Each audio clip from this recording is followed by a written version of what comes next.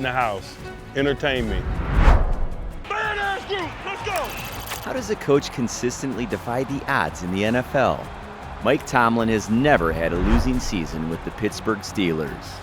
Not once in 18 seasons. In this video, we're peeling back the curtain. From the streets of Hampton, Virginia to the sidelines of Pittsburgh to not just see what he's achieved, but why he's succeeded when so many others have failed. Never say never, but never. Mike Tomlin's tenure is a rarity. Stability in a sport built on change. The streak, no losing seasons, is the headline. But the story behind it is what matters.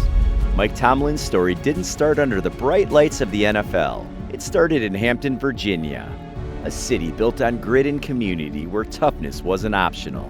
His father, Ed Tomlin, played briefly in the Canadian Football League but was gone before Mike could remember. Raised by his mother, Julia, a college-educated woman who demanded discipline and learning, Mike's childhood was anything but easy. Their home wasn't large, but it was filled with books. Classics like Huckleberry Finn and Gulliver's Travels. Stories that taught him about leadership, courage, and making tough decisions. Outside the classroom, Tomlin learned lessons no playbook could teach. Pickup football games in Hampton were raw. No refs, no rules, just instinct and will.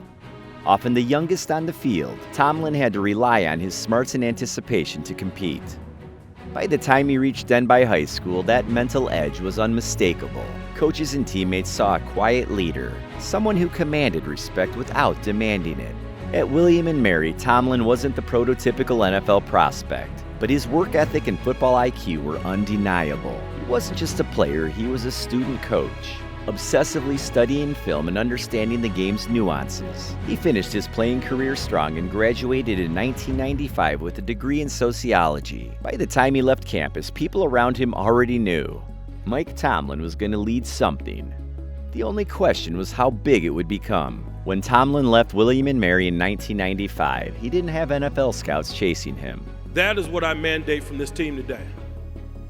Continue to dream.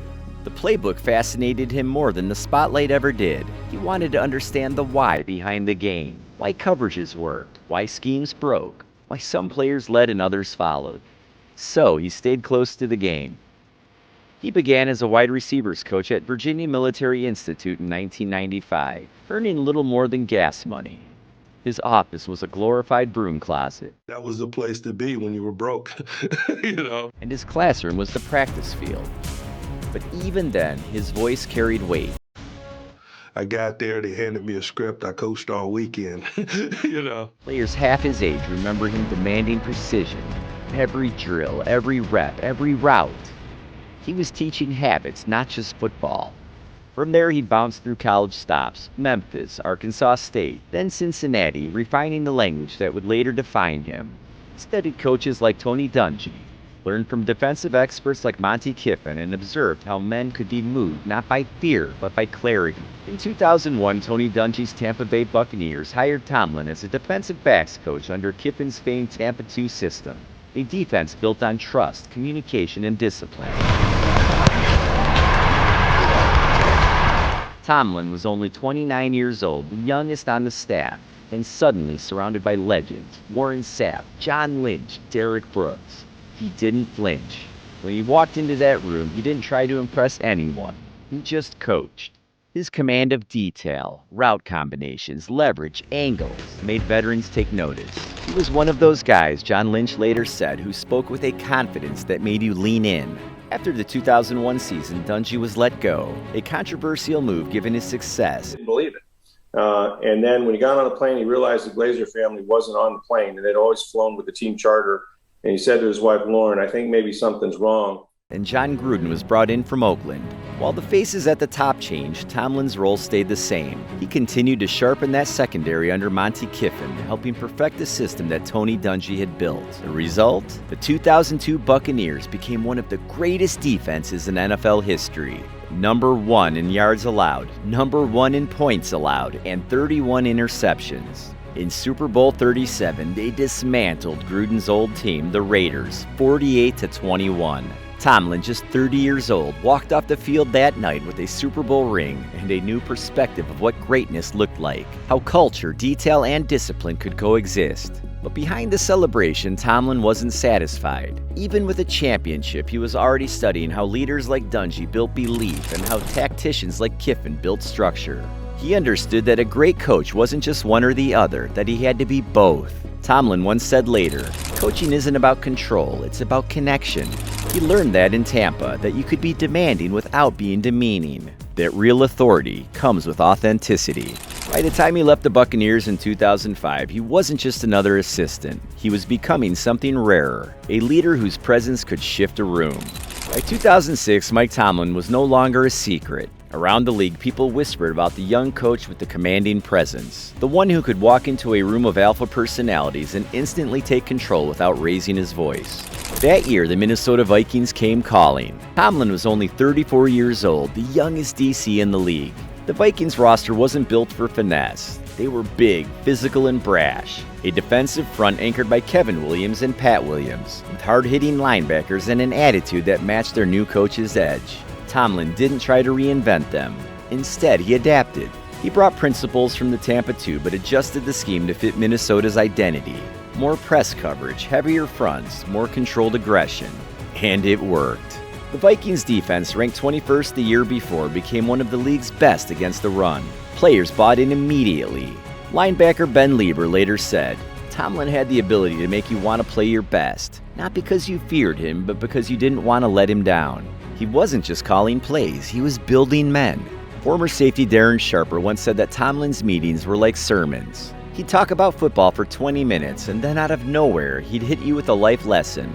He made you think about who you were, not just how you played. That was the essence of the Tomlin way. Detailed preparation mixed with emotional intelligence. He wasn't trying to be the loudest voice in the room, he was trying to be the most real. And that authenticity caught the attention of a franchise known for demanding nothing less. The Pittsburgh Steelers. In January 2007, the Steelers were at a crossroads. Legendary coach Bill Cowher had just stepped down after 15 seasons, 149 wins, and a Super Bowl title. The organization had a decision to make. Would they stay within the family, maybe promote an assistant like Ken Wisenhunt or Russ Grimm, or would they take a risk on someone new? When Mike Tomlin walked into his interview at the Steelers headquarters, he was the youngest candidate by far. He didn't have deep ties to Pittsburgh. He wasn't a Steelers lifer, but what he had was presence. Team President Art Rooney II described it later. "Within 15 minutes, we knew that we were talking to someone different. His command of the room. It wasn't arrogance, it was conviction." Tomlin spoke about the vision for the team. He talked about discipline, culture, and accountability. But he also talked about human connection, how leaders had to meet players where they are.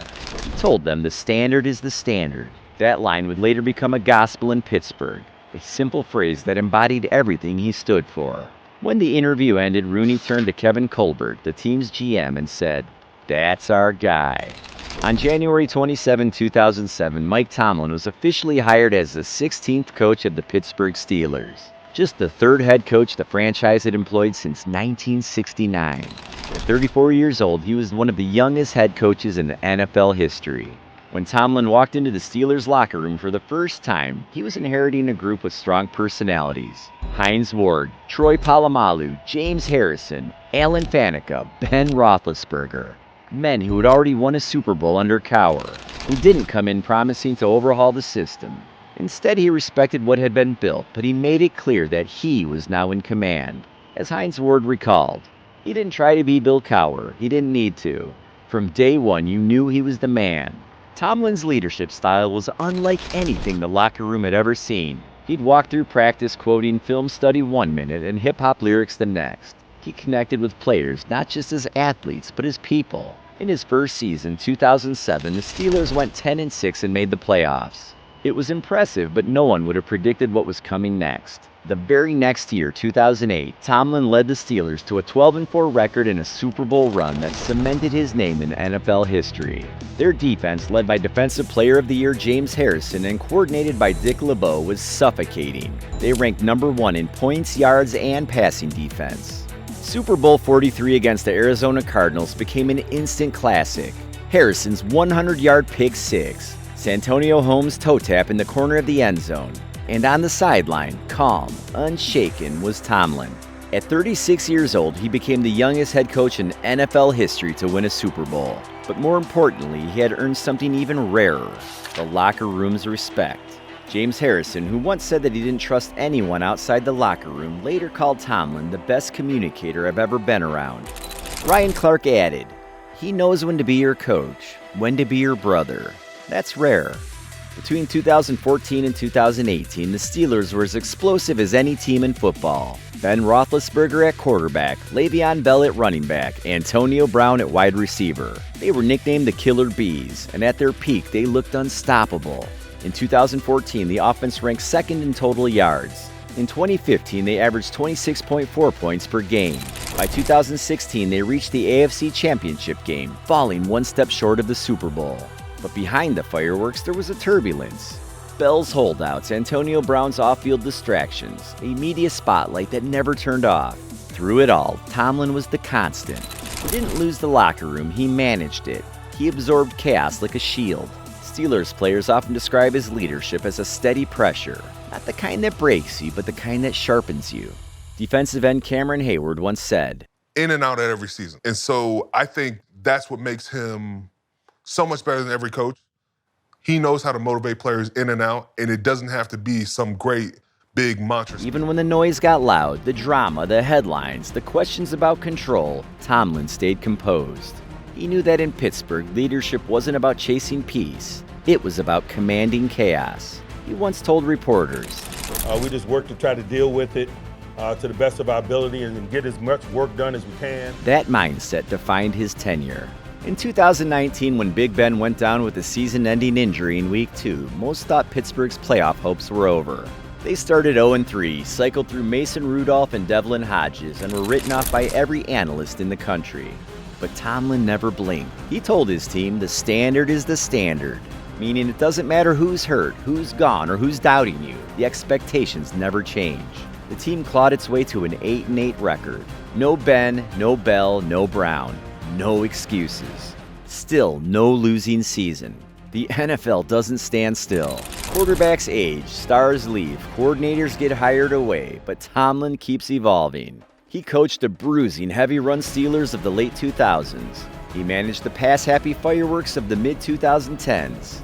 And now he's guiding a new generation, one that's had to rebuild without the Hall of Famer backbone of Ben Roethlisberger. Through it all, the streak continues. When the 2020 season hit and the world turned upside down, Tomlin's leadership was tested again. COVID protocols, limited practices, a 17-game season, chaos everywhere. Pittsburgh started 11-0, their best start in franchise history. Though the season ended short of expectations, it reminded the football world that no matter the obstacle, a Tomlin-led team fights to the very end. Even in 2022 and 2023, when the roster looked more like a rebuild than a contender, Tomlin refused to call it that. We don't rebuild, we reload. With rookie quarterback Kenny Pickett, a young defense led by TJ Watt and Minkah Fitzpatrick, and an offensive line learning on the fly, the Steelers still found a way to finish above 500. 18 years, 18 winning seasons, 0 collapses. In a league designed for parity, with salary caps, free agency, and constant turnover, no losing season should be impossible. Yet Tomlin has done it year after year, generation after generation. He's outlasted coaches, quarterbacks, and even eras of football itself. Since 2007, he's faced 54 different starting quarterbacks, countless injuries, and a constant change. And still, he's never dipped below 500. Think about that. No matter who's under center, no matter who's injured, no matter the noise outside, the results remain the same. Mike Tomlin's story isn't about avoiding losing seasons. It's about forging a culture of steady leadership and unshakable standards in a league where change is the only constant. From the grit of Hampton to the pressure cooker of Pittsburgh, Tomlin has built a legacy defined by consistency, resilience, and connection. 18 years, no losing records, a Super Bowl, and a locker room that trusts him implicitly.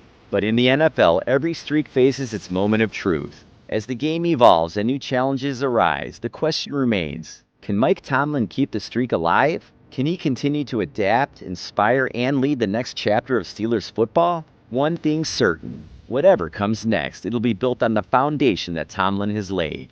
The standard is the standard, and that standard shows no signs of fading. If you enjoyed this story, stick with Primetime, subscribe, and check out some of our other content right here.